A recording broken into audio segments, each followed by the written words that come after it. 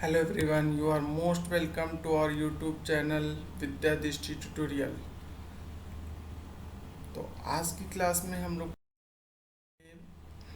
Electromagnetic induction, जिसको हम short में बोलते हैं ईएमआई। ठीक है, तो ईएमआई क्या होता है यानी कि इलेक्ट्रोमैग्नेटिक इंडक्शंस क्या होते हैं, इसके इंट्रोडक्शन पार्ट को हम लोग डिस्कस करेंगे आज के लेक्चर में।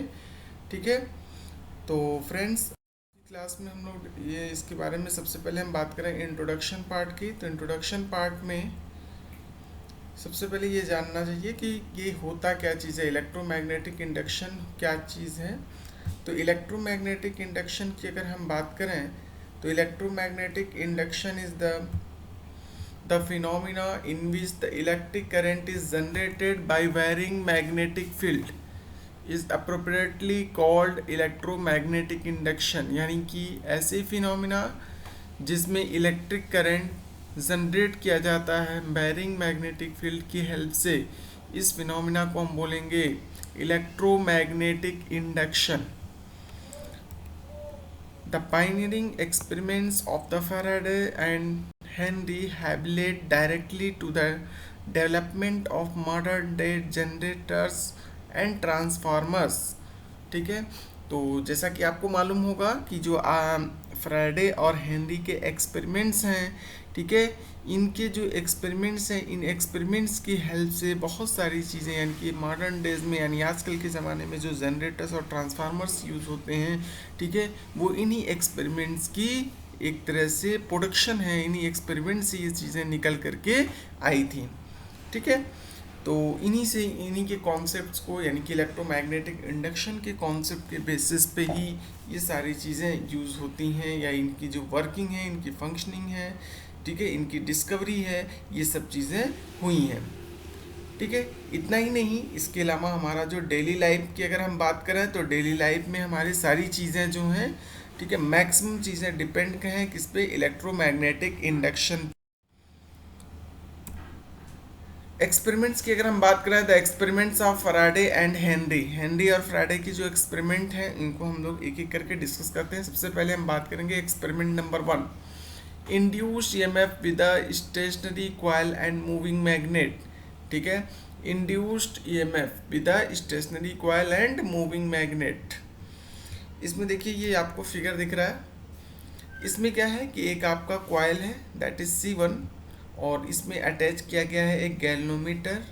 ठीक है, दूसरा आपका एक बार मैग्नेट लिया जाए जिसका नॉर्थ पोल अगर हम कॉइल की तरफ मूव करेंगे, ठीक है, यानी कि अगर इसमें हम ऑब्जर्वेशन देखेंगे, यानी कि फैराडेज ने जो एक्सपेरिमेंट किया था तो क्या उन्होंने ऑब्जर्व किया था, क्या ऑब्जर्वेशन था उनका, तो ऑब्जर्वेशन उनका ये था, ये ध्यान से देखिए। ठीक है, तो उन्होंने क्या किया कि नॉर्थ पोल को जैसे ही कॉइल की तरफ मूव करने की कोशिश किया, यानी कि ये जो नॉर्थ पोल है यानी कि बार मैग्नेट को इस तरह से कॉइल की तरफ मूव किया जिससे नॉर्थ पोल जो है कॉइल की तरफ, C1 कॉइल की तरफ मूव कर रहा हो। ठीक है, तो उन्होंने क्या पाया कि इसके अंदर जो है यानी कि गैल्वेनोमीटर में एक कुछ इस तरह का डिफ्लेक्शन प्रोड्यूस हुआ, मतलब कह सकते हैं यहाँ पे राइट साइड में डिफ्लेक्शन हुआ। तो इसका मतलब ये है कि इसकी वजह से यानी इसकी जो मैग्नेटिक फ्लक्स है वो क्या हो रही है, इस कॉइल्स के साथ साथ चेंज हो रही है, और जिसके चेंज होने की वजह से इसमें इंड्यूस्ड करंट प्रोड्यूस हो गई है। सेम यही प्रोसेस अगर हम इसको स्टेशनरी रखेंगे, यानी कि ये बार मैग्नेट को अगर स्टेशनरी रखेंगे तो देखेंगे कि इस गैल्वेनोमीटर में कोई डिफ्लेक्शन शो नहीं करेगा, मतलब कि कोई करंट इसमें फ्लो नहीं कर रही है।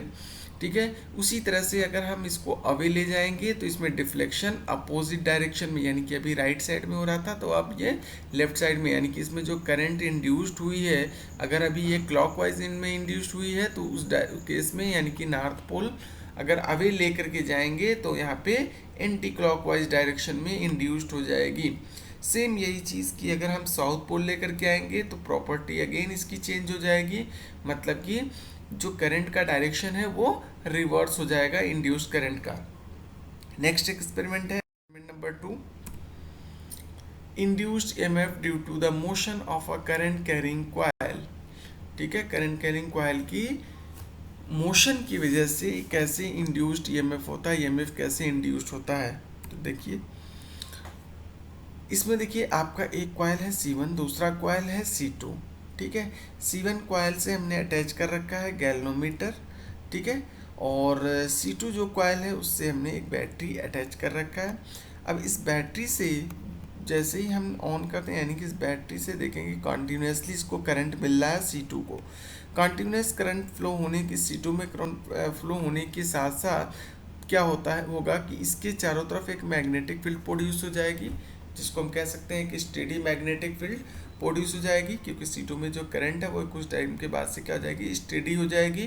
तो ये स्टेडी मैग्नेटिक फील्ड जैसे ही हम इस कॉइल को इधर की तरफ C1 की तरफ मूव करेंगे, ठीक है, तो स्टेडी मैग्नेटिक फील्ड जो ये यहाँ पे प्रोड्यूस हुई है, ये जो है इसके साथ जो फ्लक्स प्रोड्यूस करेगा, जो फ्लक्स है वो फ्लक्स इसका चेंज होगा, जिसकी वजह से इसमें करंट इंड्यूस्ड हो जाता है। और उसका जो डायरेक्शन है वो कुछ इस तरह से, यानी कि आपको ये अगर दिख रहा है, ठीक है, यानी कि जो गैल्वेनोमीटर है इस डायरेक्शन में अगर डिफ्लेक्शन शो कर रहा है, ठीक है, सेम यही चीज़ अगर अब इस C2 को हम अवे लेके करके जाएं, दूर लेकर के जाएंगे, ठीक है, तो क्या होगा कि इसमें करंट का डायरेक्शन रिवर्स हो जाएगा, क्योंकि यहाँ पे फ्लक्स क्या होने लगेगा, कम होने लगेगा, डिक्रीज होने लगेगा, यानी कि इसका डायरेक्शन क्या हो जाएगा बेटा, रिवर्स हो जाएगा। ठीक है, तो ये चीज़ ध्यान रखिएगा। नेक्स्ट एक्सपेरिमेंट था experiment number 3। Induced EMF by changing the current in neighbouring coil, यानी कि पड़ोस वाले कॉइल में अगर हम करंट चेंज कर दें तो इसकी वजह से भी हम इंड्यूस्ड ईएमएफ यानी कि ईएमएफ को इंड्यूस किया जा सकता है। ठीक है, इसमें क्या करना है, जैसे आप देखिए एक कॉइल आपका C1 है, दूसरा कॉइल आपका C2 है। फर्स्ट कॉइल से हमने क्या किया, एक गैल्वेनोमीटर अटैच कर रखा है, दूसरे कॉइल से एक बैटरी अटैच किया और साथ में एक हमने की अटैच कर रखा है। अब इस की के साथ क्या होगा कि इस की को जैसे ही आप प्रेस करेंगे, क्या होगा कि ये सर्किट कंप्लीट हो जाएगा C2 का, यानी कि ये सर्किट कंप्लीट हो जाएगा। तो इसमें क्या होगा कि करंट कुछ इधर से निकल करके ऐसे करंट जो है इसमें पास होना शुरू हो जाएगा। अब आप क्या देखेंगे कि जैसे ही आप ऑन करेंगे तो उस केस में क्या होगा कि इसमें कॉइल में करंट अभी क्या था, ज़ीरो था।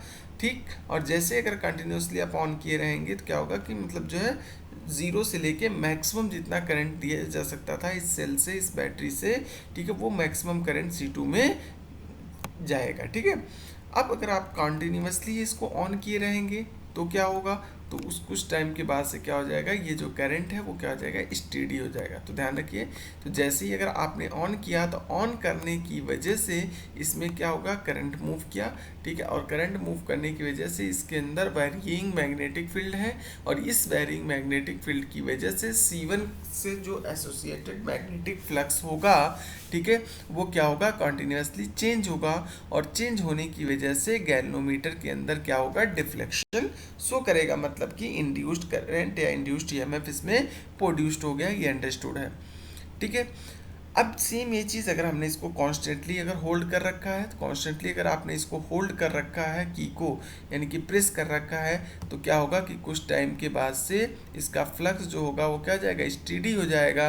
और जब फ्लक्स स्टेडी हो जाएगा मतलब कि स्टेबल हो जाएगा, रुक जाएगा, सॉरी, इसमें जो करंट है वो स्टेडी हो जाएगा, मतलब कि इसमें करंट जो है कांस्टेंट हो जाएगा। तो करंट जब कांस्टेंट हो गया मतलब फिक्स हो गया, रुक गया, तो उस केस में क्या हो जाएगा कि यहाँ पे जो फ्लक्स में चेंज था, यानी कि जो फ्लक्स आपको इंक्रीज होता हुआ दिख रहा था धीरे धीरे, वो फ्लक्स जो है आपका डिक्रीज होने लगेगा, यानी कि जिसकी वजह से इसमें करंट जो होगा वो रिड्यूस होने लगेगा और एक टाइम के बाद से ज़ीरो हो जाएगा।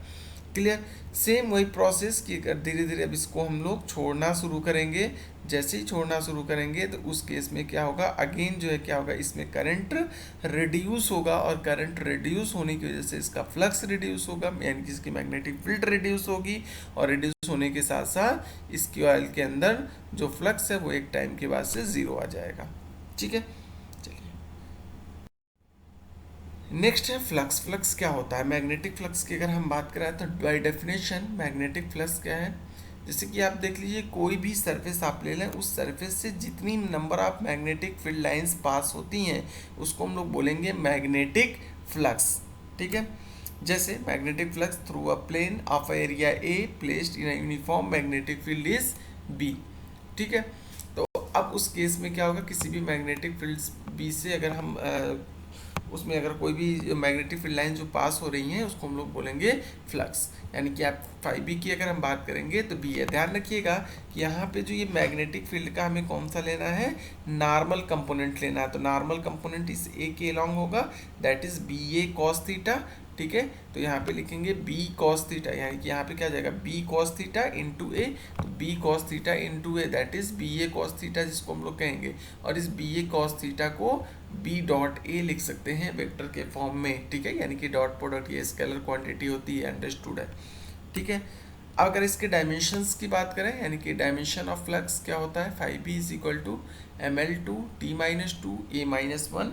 ये अब ऐसा क्यों होता है भाई, फ्लक्स का डायमेंशन की अगर हमने निकालना है तो बी ए लिखना है, बी को हम लोग लिख सकते हैं F upon Q V sine theta. Sine theta constant हो जाएगा, क्यू का चार्ज का क्या जाएगा 80, और उसके बाद से आपका फोर्स का ml2 तो यहाँ से सारी चीज़ें रख करके जब सॉल्व करेंगे तो हमें क्या मिल जाएगा, इस फ्लक्स का मैग्नेटिक मतलब डायमेंशन मिल जाएगा। ठीक है, यानी कि फ्लक्स का डायमेंशन आपको यहाँ से मिल जाएगा। इसकी एसआई यूनिट होती है वेबर बेटा।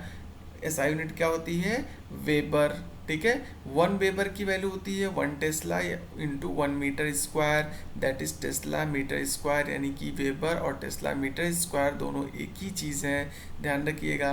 सीजीएस यूनिट की अगर हम बात करें तो इसकी सीजीएस यूनिट होती है मैक्सवेल। क्या होती है, मैक्सवेल। इसको mx से रिप्रेजेंट करते हैं। 1 मैक्सवेल की वैल्यू होती है 1 Gauss into 1 centimetre square, that is GC m square, या 1 गॉस सेंटीमीटर स्क्वायर, इस तरह से भी हम इसको लिख सकते हैं। ठीक है, उसी तरह से नेक्स्ट आपका क्या है 1 वेबर की वैल्यू क्या होती है 1 टेस्ला मीटर स्क्वायर। ठीक है, 1 वेबर क्या होगा 1 tesla metre square. This is equal to, अगर टेस्ला को लिखेंगे 10⁴ गॉस। ठीक है, या 10,000 गॉस मीटर स्क्वायर, मतलब कि 10⁻, मीटर को हम लिखेंगे 100, और 100 इंटू 100 दैट इज 10,000।